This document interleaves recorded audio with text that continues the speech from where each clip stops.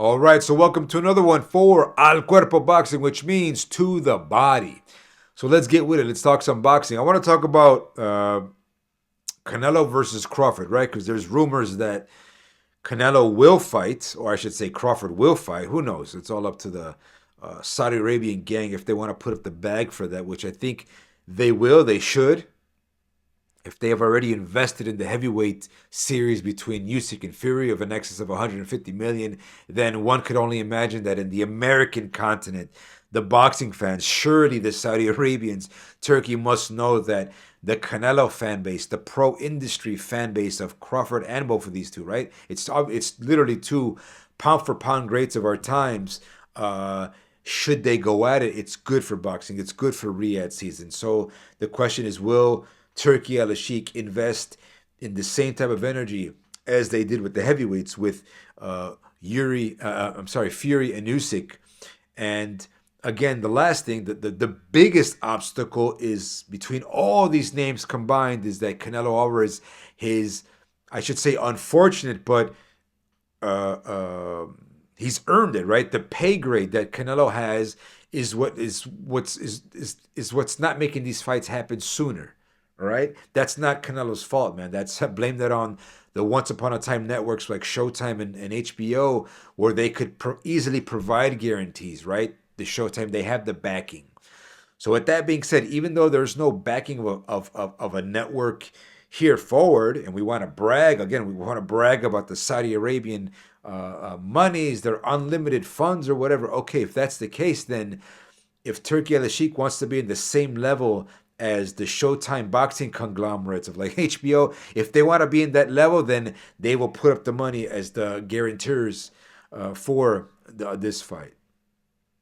But anyways, Canelo versus Crawford. Now, one thing that you hear a lot in the themes or criteria, the categories, and pro boxers as well, like guys like Tim Bradley and others, pro boxers. One thing that guys always talk about, one of the starting points, fundamental points that they like to state when praising Crawford's chances, I don't even know if they're really praising the chance or just want to bring up just talk because it's a good matchup, pound for pound ring IQ stuff, is that they want to bring up range. They always bring up range. Oh, Crawford has a longer reach. I'm sorry, not range, reach. Crawford with his supposedly documented 74-inch reach compared to Canelo's documented 71-inch reach. Now, guys, trust me, because don't go by with BoxRec, and I don't know, man. You know, physiques change, but there's going to be margin of error, guys. There's going to be margin of error. I would say, at best, Crawford has a 73-inch reach, and Canelo has a 72-inch reach. I don't know how the hell the protocols are for observing reach. You know, it's about arm length extension or whatnot, but you have to include per fight. How would you say, proof, right? The video footage. Canelo Alvarez, on most of his long range shots, let's say it even a jab, right? A simple jab.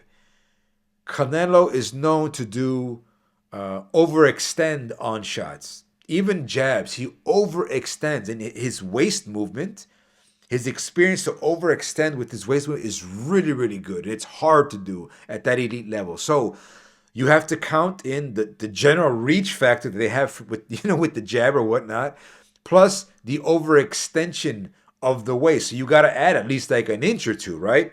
Obviously. And by the way, Bud does that too.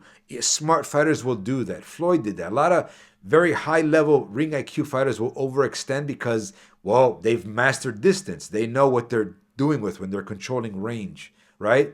But let's talk about Canelo, because I had brought up some fighters between both of them, right? Because Canelo, when he fought, let's go back to like Erislan de Lara. Now, Erislan de Lara, supposedly what's documented is that he has a 75-inch reach. Margin of error, let's say he's a 74-inch reach. If you want to say 75, fine. But Alexander Lara, 75-inch reach. Okay, let's go with a guy like Sergey Kovalev. Sergey Kovalev, I believe it or not, is documented at 74 or 73. You guys can decide, all right? But what I'm getting at is that if you put like Alexander Lara and Terrence Crawford side by side as far as physique, more or less they're about the same.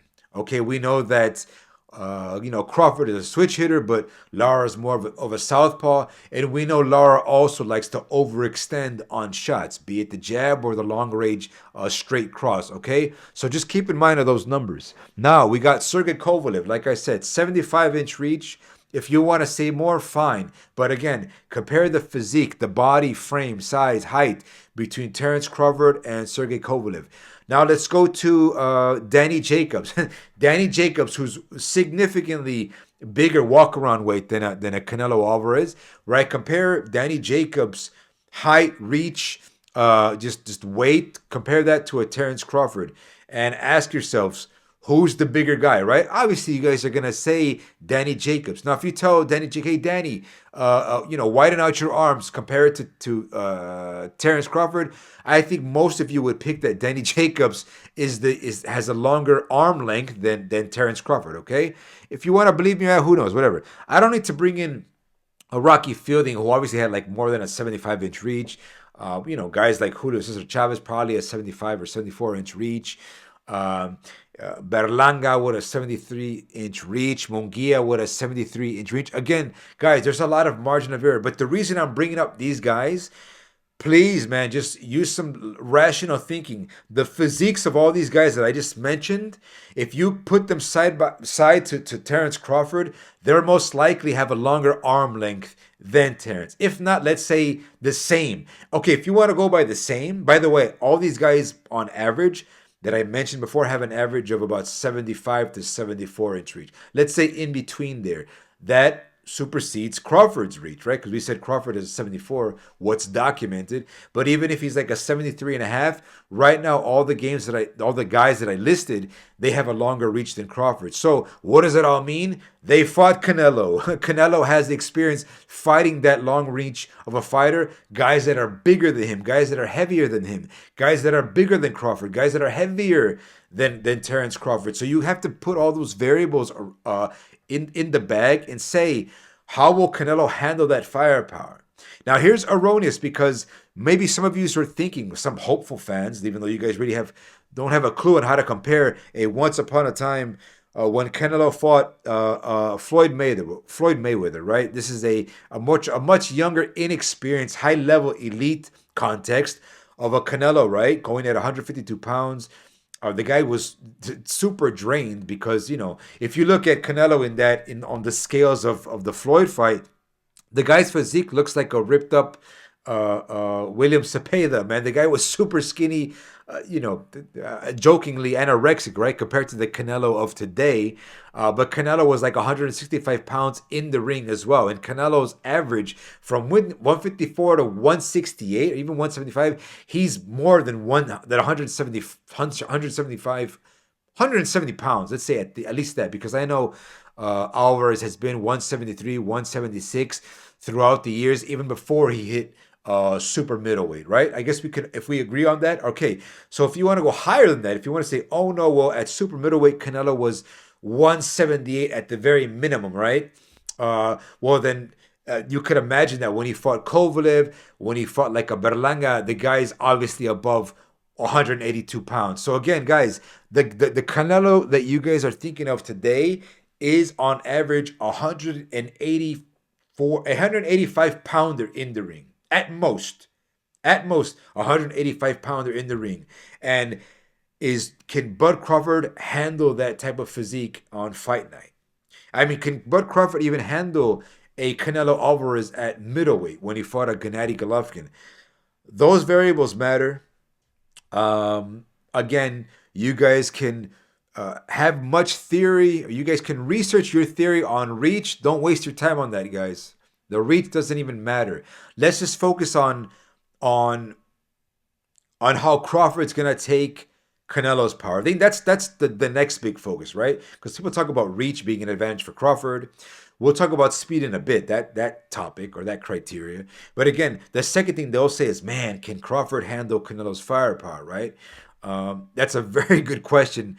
And people need to rinse that question over and over and over. Now let's go about the speed, right? So Terrence Crawford, guys, naturally, when you're gaining more weight, or let's say if you're a gym rat and you have experience hitting the heavy bag or just experience with boxing, you know what it's like when you are not in shape or overweight in speeds of your optimized weight performance versus your, I guess, your highest cap of a weight, right?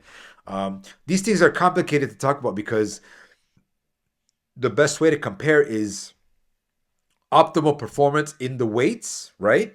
But you're not out of shape, all right? So when I have my opinion about being out of shape, obviously I'm not a professional, but more or less, I will tell you, and most athletes will tell you, when you're out of shape, when you're not best of best chiseled at said weight, or supposed to be at that weight, you're not going to perform at your optimal level. Obviously, that's common sense, and I'm sounding like a broken record here. But as far as speed, guys, uh, Terrence Crawford, if he goes in about 30% or 35% heavier than what he is now, right? That sounds about right. He's going to be significantly slower. And imagine he might have speed at most.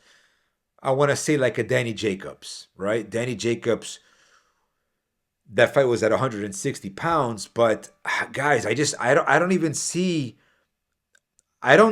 Crawford outweighing the size of Jacobs when he fought Canelo. And that was a 160-pound fight.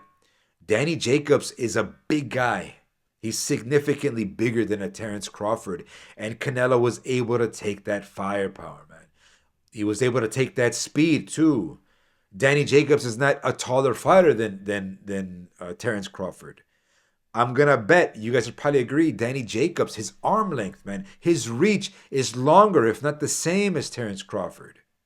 So you put all those combined, Terrence Crawford is less of a threat to Canelo than what Jacobs was. You guys get it? You guys are getting these little variables connected. With that being said, then most fans would probably want to imagine, they're illustrating in their head that the best way for Terrence Crawford to beat a Canelo Alvarez is to stick and move. Don't don't exchange firepower with Canelo in the pocket, or don't let Canelo take you to the ropes. If Crawford attempts any type of rope a dope with Canelo on the ropes, even if Crawford uses his high guard, it's going to be very bad for Terrence Crawford. Guys, Crawford is older than Canelo. You guys might say, oh, well, Canelo is declining, is getting old.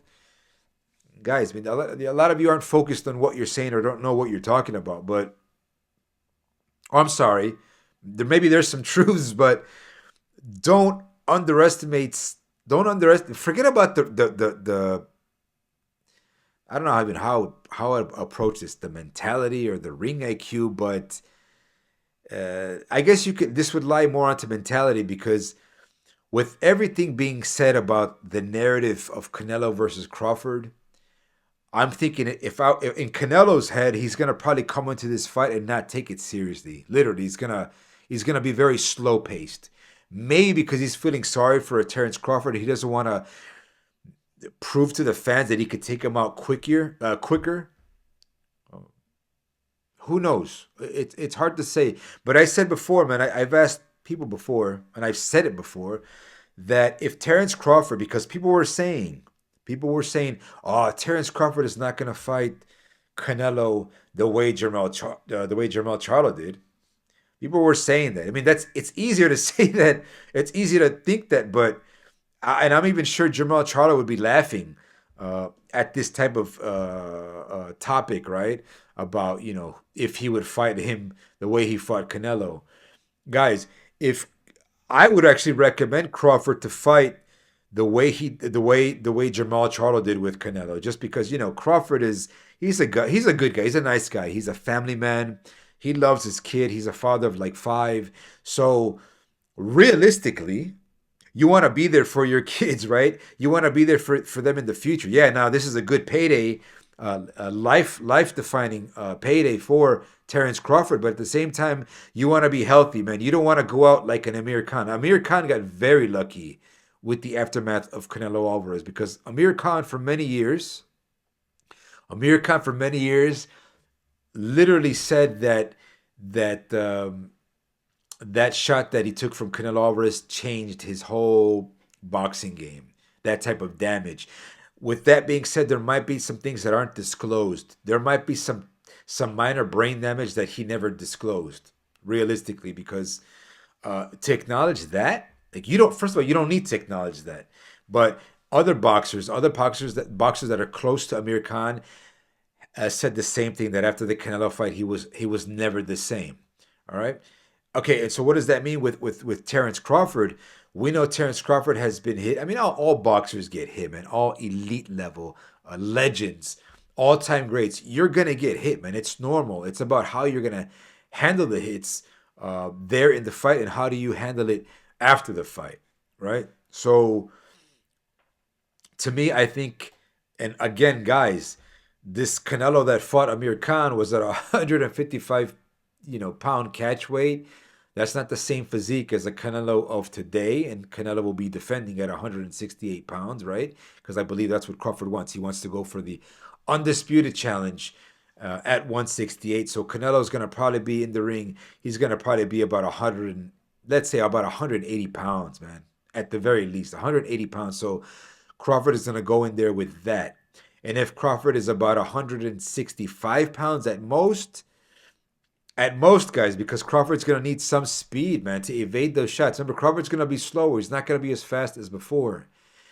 And Canelo has seen that speed before. He's seen the speed from guys like Caleb Plant, Munguia, even a Kovalev. He's seen that speed from, my gosh, guys. Canelo fought Dimitri Bivol, man. Did I even mention Bivol with the reach, which I believe, I mean, Bivol's reach is at the very least is probably a 74, man, or probably a 75. Guys, Canelo has been there with some tough and heavy hitters. Whether you guys want to acknowledge that or not, okay, Bivol is a harder puncher than Durrell or Caleb Plant. So give respect to the Canelo versus Bivol fight. Give respect into that regard, even though we haven't gotten the Canelo versus Benavidez fight yet. I think it's going to happen, just not yet. Just wait until the Saudis drop in the money for the Canelo versus Crawford fight, and then we will get the Canelo versus Benavidez bout, because by that time, the Saudis will be happy that they finally got a Riyadh season stamp on a Canelo Alvarez event. So I'm more than sure they're gonna make the fight happen. And of course, as fights go on, we'll see. I even said like David Benavidez is now mentioning Zurdo Ramirez, which is a really really good fight. That's a really really good fight for the fans. Really good for Mexican boxing fans. And if Turkey Al Sheikh acknowledges that aura, that theme of Mexican fighting, then he's going to have more locked in interest to make another Mexican super fight, which would be the Canelo versus David Benavidez fight. So that's some good stuff to think about. But again, guys, Canelo versus Crawford, it just sucks for Canelo, man, because when he wins, I wouldn't even say should he win, but when he wins, a lot of fans aren't going to give him credit, but history will give him credit. As we saw, throughout history, when guys are moving up in weight classes, the theme is that they're going out for challenges, right? Um, guys like, uh, uh, I mean, a Sugar Ray Leonard, or even a Sugar Ray Robinson, or, El Manos de Piedras Duran, yeah, they attempted moving up in weight, and they lost, fights, but as they went up into the highest weight, surprisingly, their chins were able to hold up at their highest weight class. Even like with Tommy Hearns when he went up to cruiser, right? So, or even let's say James Toney when he went to heavyweight, right? When he fought and beat, Holyfield. So some good fights. I'm really excited for this fight though. And hopefully we can get it in 2025. If not, yeah, 2025 is the latest we can get this fight because afterwards I think fans won't have interest and they'll bring up the same theme again, like when Canelo fought Triple G Golovkin, who was what, like 37 at the time when they fought, or 36. And as the series went on, Golovkin got older. But again, good thing I brought up Golovkin, man. Canelo has has tasted the firepower from heavy-handed, power punching legends like a Gennady Golovkin. So right now, that's my pick, man. I've got Canelo. Uh, yeah, I'm gonna say stopping Crawford, but I was gonna say being kind and even go take it to 12 rounds with the Crawford. But again, guys, if Crawford fights Canelo the way Jermell Charlo did, I think a lot of fans are gonna be very upset and angry. Or if they give Crawford the excuse, they might even turn back and say, "Ah, okay, so Jermell Charlo was right. Well, let's give also Jermell a pass." There's gonna be a big hysteria of conversation between that on Jermell Charlo's performance and Terrence Crawford's performance against Canelo Alvarez, man. So that's what I got on this one, and I'll catch you guys on the next one for Al Cuerpo Boxing, which means to the body. Boom. I'll catch you guys on the next one. Peace.